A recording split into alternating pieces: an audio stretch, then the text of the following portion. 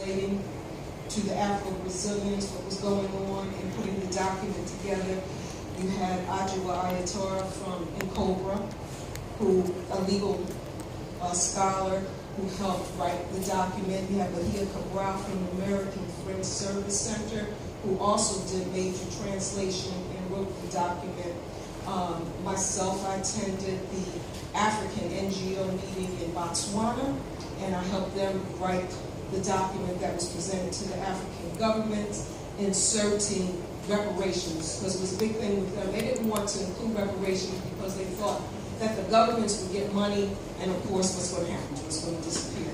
So I had to really, really work with them to have that included in their document. So where you really, really, really see Black women is in the program of action that was presented. And that's another thing. The head of the NGOs, of course, was Robinson, another woman. So on all sides you had women, and the her counterpart, head of the African NGOs, was a woman. So women's voices were there, and if we look at the document that came out, we see women, young girls, how to have our research done in such a way that women are included. So what happened to all that? I don't know. All that work, it is still there. Oh, and we also had Margaret Parsons from Canada. I forgot the name of the legal, what's the name of the group? The Afro-Canadians were there. They were very instrumental, led by Margaret. And you know, it wasn't until you did your presentation and I really thought about it, it was all women, really, at the helm. So how the experience got interpreted as male-dominated now, I don't know. And then, of course, yes, we look today at the reparations movement, you see very, very few women. And the last meeting was in New York, where you had the CARICOM people and the CPAN people with the, what do they call the new, the new black,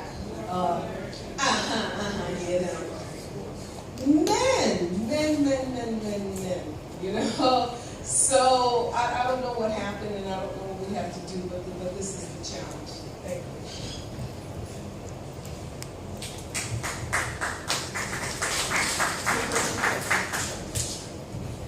We'll take two more, and then have the panelists respond, and then we'll take another round of questions. Hi, my name is Dorothea Smart. I'm a poet, live artist, literary activist, and I would like, first of all, to say thanks to SisDr Sandra. I was encouraged by your vision, way of seeing, and for affirming my own search, my own looking for myself in Pan-African discourse. Thank you for inspiring some hope that my thinking is not condemned. Thank you. And I have a question for my brother. I was curious, my first question is, I was curious about the relationship between these two best friends who knew the same man so well. And you spoke of correspondence between Amy, when she was in Panama, and Marcus, and I wondered if there was any documentation about correspondence between the two Amy's as best friends. Yeah?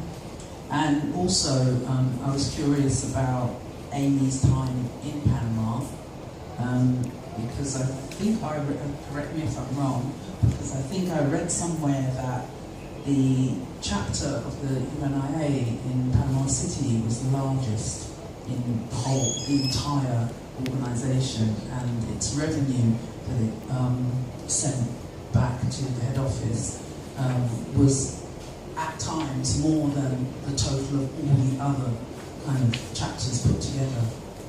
Thank you.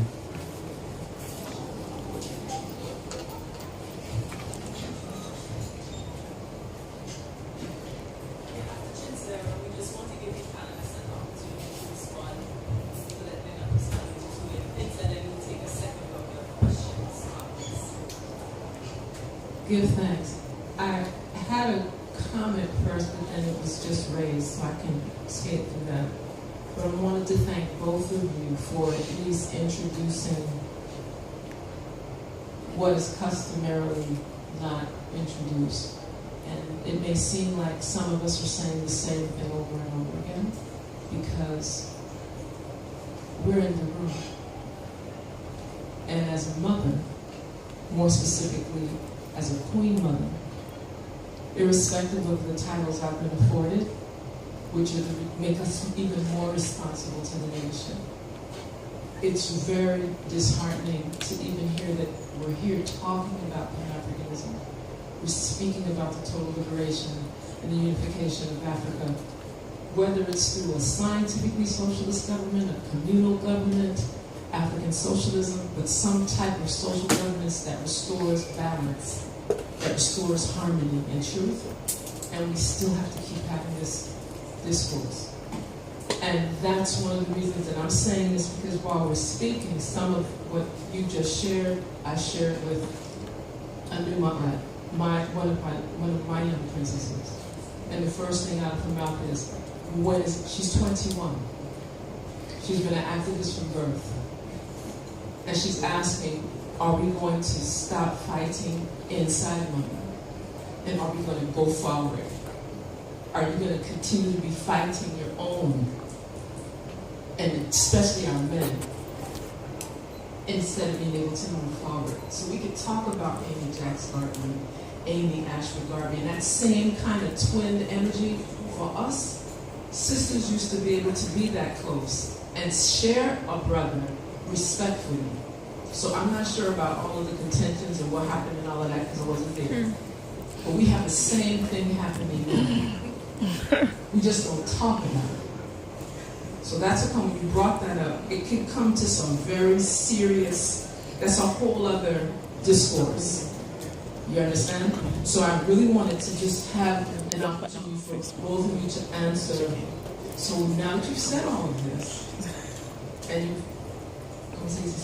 explicated it so well, how do we convey this to the young people that need to be in this room so that they won't have this exact same conversation another 50 years from now?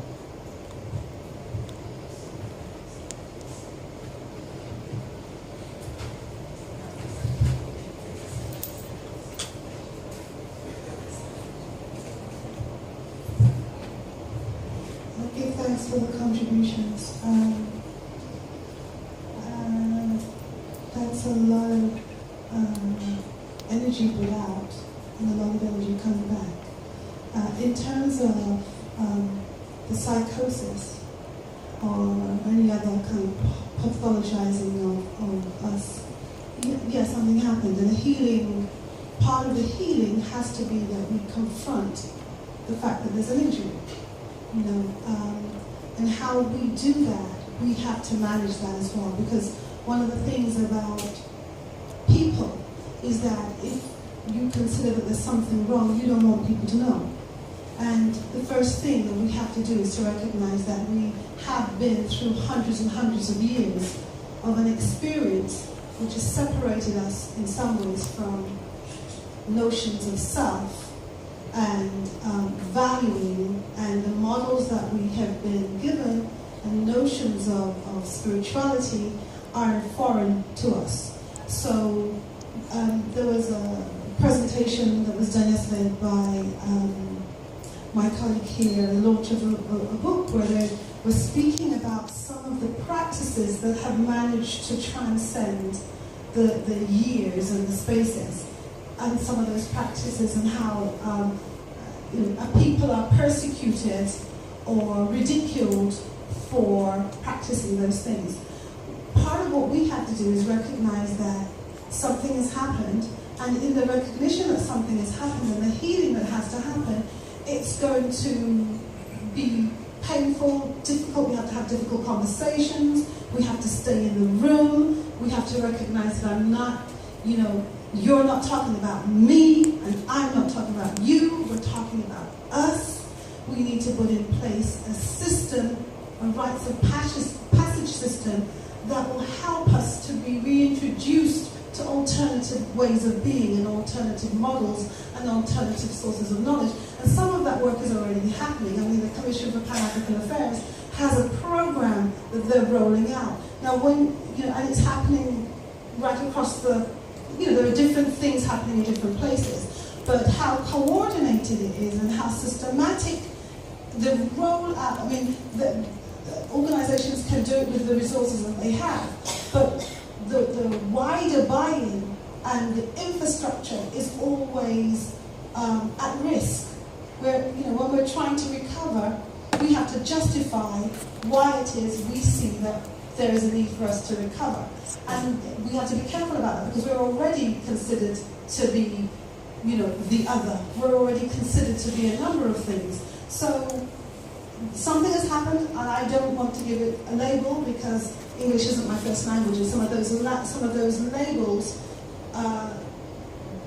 do us more harm than good.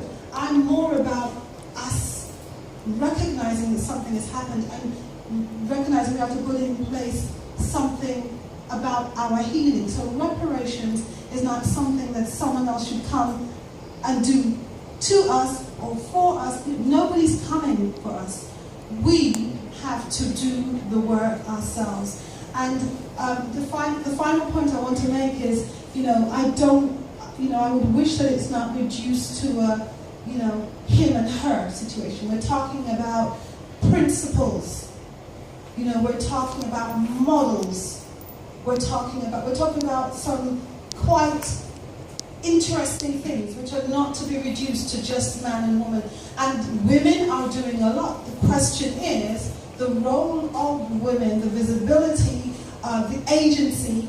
Sometimes we are told that what we need women to do is to say this. I mean, women, we have our own intellect, we have our own experience, we have our own language. So, I'm very cautious. I'm cautioning us not to fracture and seem as though it's a kind of, those women are saying stuff and the men are going to feel that, we're in this together. This is a family issue. And so, I don't want it to be reduced and I don't wish to labor it, but something happened.